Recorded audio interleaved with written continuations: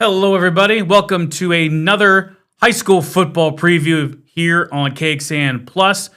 We're taking a look at high school football around here in Central Texas, focusing on our KBVO Game of the Week and our KXAN Plus Game of the Week. To chat about both games and more around the region is KXAN Sports Director Roger Wallace. And Roger, we've got a pretty good one on tap tonight out in Buda between Anderson, the 9th-ranked Trojans in the latest 5A Division I Texas poll, and they're taking on the Buda Hayes Hawks out at Bob Shelton Stadium, and kind of seems like Anderson's a team of destiny this year, Roger. They're undefeated, and it seems like they're rolling toward a district title. Yeah, they're really good, and we saw them week 1 against McCallum. Wasn't close, and they haven't had many close ball games other than a 5 overtime game. And Donald Hatcher's got himself a really good team, and we think of this team with the running back Caleb Crenshaw, who's almost at 1,500 yards. Quarterback Cove Derbyshire is a really nice replacement for Max Gurlitt from last year. They got some other weapons. But the defense, Billy, they're giving up less than 14 points per game, has been one of the big reasons. So, 7-0, and certainly appears like they're headed on their way to a showdown with Weiss in the final week of the season, which coincidentally will be on KBVO in a couple of weeks.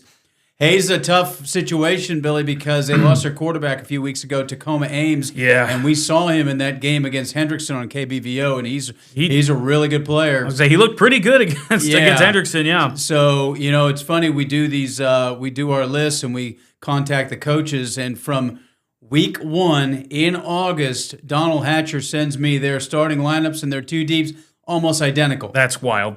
Not the case for Hayes. Right. And that's that factor in the season that, can you stay healthy and get lucky? And Anderson's gotten lucky. They're healthy and they're very talented. For a high school 2 deep to stay almost the same this late in the season it's almost impossible, right? I mean, that's crazy. And we think of the skill guys, obviously, first.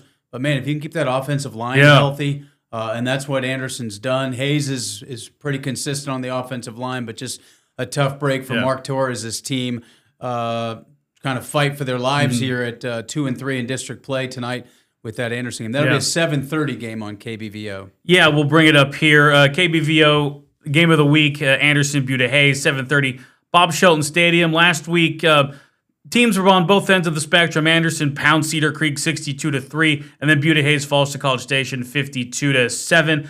Before we talk about the other Thursday games, let's go back to some numbers here on Anderson. You mentioned Caleb Crenshaw and the year he's having. I mean, guy is averaging almost 10 yards a carry. 1,428 yards on 148 carries. That's 204 yards per game if you're keeping track at home. He's got 17 touchdowns, and he's just a wrecking ball. Like he just runs around people. He's got the speed to run around people, away from people, and he's got the size to run through people. He's a complete running back, and he's a nice way for Cove Derbyshire to take a little bit of pressure off of him. And he's having quite a good season too. Almost 1,300 yards in the air, averaging 181 a game, 12 touchdowns.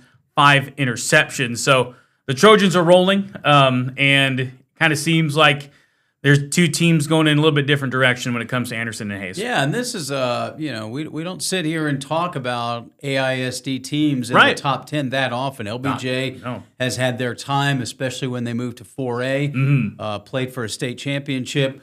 We've seen McCallum make a run where they got to the state semifinals. We've seen Bowie get a couple of rounds deep, but this is an Anderson team, and AISD could do something pretty special. Now, you never know how the brackets are going to line up. Now, if they win a district title, that also means a home game to start the playoffs. That would be almost certainly at House Park. Yeah. If they don't and Weiss wins it, then that's what's on the line as well in these last 3 weeks of the season. But, Anderson, well-rounded team. And they seem to have a little edge to them. Their coach has built something pretty special over there. It's always about numbers, and they've got really good numbers, and they've got some really talented players. We haven't even mentioned Yaheem Riley on the other side of the ball, the Texas commit defensive back for Anderson. Yeah, there's a lot of talent there. Now, talking about our other Thursday matchups around, again, Thursdays are a bit light, especially this late in the season, but Taylor Eastside Roger, and then Bowie and Aikens. You mentioned earlier that that Eastside's got a few district wins, and that could mean a playoff spot for them. No doubt, they're 3-1 in district play, and they're ahead of the game. This is week 9 for them, and they close out against LBJ. Now that's going to be obviously tough, but if they got this one, they're certainly in the postseason. And Taylor's 3-0 in district play. Now they also have to play LBJ in the last couple of weeks, but that obviously is a key ball game. And then the other one tonight is as we go back. Oh, it was Bowie and Aikens. Bowie and Aikens, and Bowie's sitting there with just one win. They've got to take on Austin High, and that was the team that kept them out of the playoffs. They have to win tonight, almost certainly, to get that second district win. Then they have the showdown with Austin High. So there's playoff spots and jockeying for playoffs on the line tonight. Not only at our game down at Bob Shelton Stadium, but also at House Park and at Burger Stadium. 7:30, Anderson and Buda Hayes at Bob Shelton Stadium. KBVO is the station to watch that on. Channel 14 over the air if you're using your bunny ears, and then search for whatever your local cable provider. Search for KBVO, you'll find it there. You and Zonk, Keith Moreland, and Levon will be on the call tonight. We'll be there. All right. So that's our KBVO game of the week, and now the main event this weekend, and perhaps the main event in all of Texas. It is the Battle of the Lakes on Friday night. Lake Travis, number 4 in the Dave Campbell's Texas Football 6A poll, versus the number 8 Westlake Chaparrals. I've got a full screen picture here. There we go. Now, this game is going to kick at 7, but there's going to be some pregame festivities, Roger. Our broadcast provided by Westlake, they're going to start at 6:30. They're gonna retire a pretty special jersey number tonight. Yeah, Drew Brees. Or on Friday, excuse me. Drew Brees doesn't come back to Austin very often, and that kick time is a change. They've moved it up from 7:30 to 7. We've seen that with a couple of other games in anticipation of some weather. So at 6:30 KXAN Plus, you can watch the Drew Brees ceremony. Led them to a state title in 1996. Probably would have at least gotten to the title game in 95, but he broke his leg his junior year, and so he's back. They'll retire that number 15, and then. District title will be on the line when Westlake and Lake Travis, a couple of, brace yourself, defensive-minded teams going at it on Friday night. Yeah, and that's an odd thing to say when you think of all the great offensive players from both those sides. And now here's just kind of our docket for the week here. Like we said, Lake Travis and Westlake of the Lakes, huge matchup there at Chaparral Stadium. Dripping Springs played Lake Travis really, really tough. 14-7 win for the Cavs there. And then, Bowie kind of gave Westlake a little bit of fits late in that game, second half especially. But Westlake takes care of the Bulldogs 30-7. And like you said, Roger, defense. I definitely expect this to be sort of a 21-20, maybe a 14-10 kind of ball game. If you look at both teams, they're not giving up many points. And they don't have any gaudy offensive numbers. Reese Wise, pretty pedestrian numbers. Luke McBride, the same for Lake Travis. They've got some talented running backs, but they spread the ball out. So there's nothing like a Caleb Crenshaw, nobody approaching 1,000 yards in this, but just really sound teams. Usually that means they're probably really good up front, which in high school football, you may not necessarily know the names on the offensive and defensive line.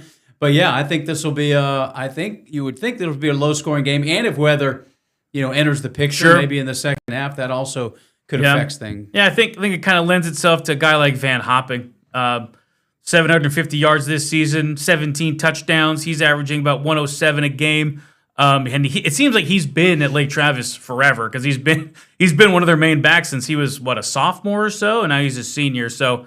Maybe look at a guy like Van Hopping to take over the ball game, but anything can happen when these two teams get together. Like this is easily my favorite game of the season, and like we've been saying, it's got district title implications to it, which means a lot, especially around here in Austin. When these two teams get together, it's a fun one, man. Yeah, and then you have to go get your enrollment guide out. Got to go put the glasses on. See how the Division I, Division II things shake out with this district, especially if Bowie manages to become that fourth team. Yeah. In there, we know Dripping Springs is going to be Division II. Sure. Yeah. That's a given. So then you got to get out the enrollments to see D1, D2, and how that affects that other district up north as well.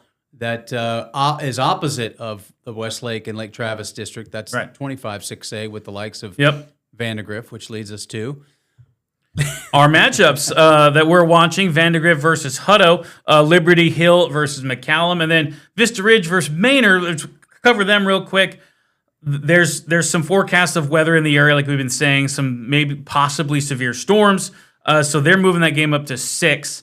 And there are some other schools that have moved their start times up a half an hour or so around. You can check your local schedule for the team in your area that's maybe changed their game. Some of them have, some of them haven't, so it's kind of tough to keep track of. But the Vandergrift Hutto game, that's got some district implications up there. No doubt. How about Hutto, undefeated in district play? Now, they've got quite a back-to-back. They get Vandergrift, and then they've got Vista Ridge. Next Thursday, we'll have that one on KBVO. So, Vista Ridge is having a nice season. Then McNeil's lurking with just one loss and a win over Vandergrift. They lost to Round Rock. So that district is shaping up to be an interesting finish here the last 3 weeks of the season. Yeah, it certainly is. Let me get to my second monitor here. The 6A Dave Campbell's Texas Football Poll. We've already covered a lot of it, but we'll just give you a quick look at it. South Lake Carroll, they're still there at number 1.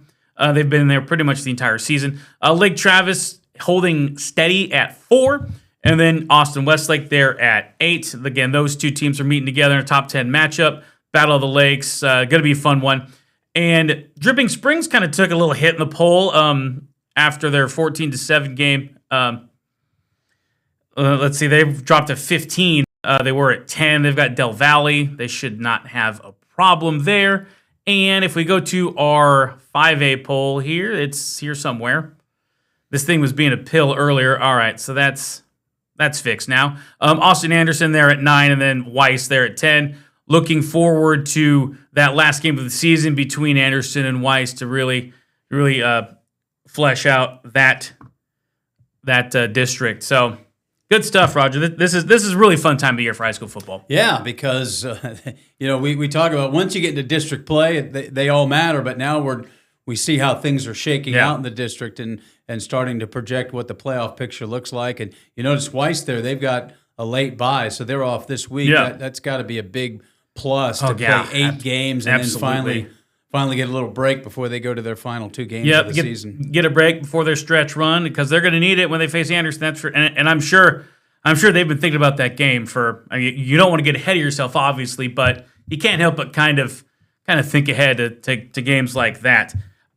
So tonight, Thursday, we've got Anderson and Buda Hayes down at Bob Shelton Stadium at 7:30. That'll be on KBVO.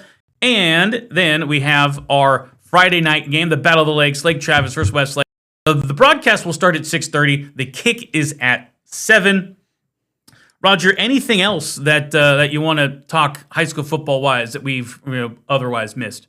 Well, again, just the fact that we're bringing these games is something that is so unique to Central Texas. Yeah. We've been doing it for a long time, but to have live football and now with the addition of the KXAN Plus and be able to give you those Friday night games, I think it's awesome to have that Westlake Lake Travis. But other than the matchups, I mean, sometimes we highlight a game and there've been a lot of games that kind of get away one-sided games. So it's going to be interesting. I love that 26-6A district. What's going to happen with Austin High? Could they do it again? Bowie, if they can get things going.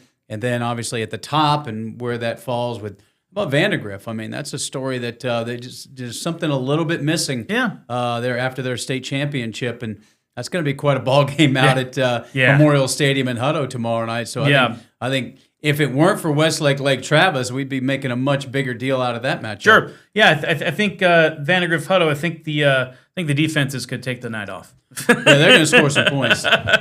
There's gonna be a lot of time spent in each end zone. Alrighty, well, we will leave that here for now. Thank you so much for watching. We really appreciate it. And for Roger Wallace, I'm Billy Gates, and we'll talk to you again very soon.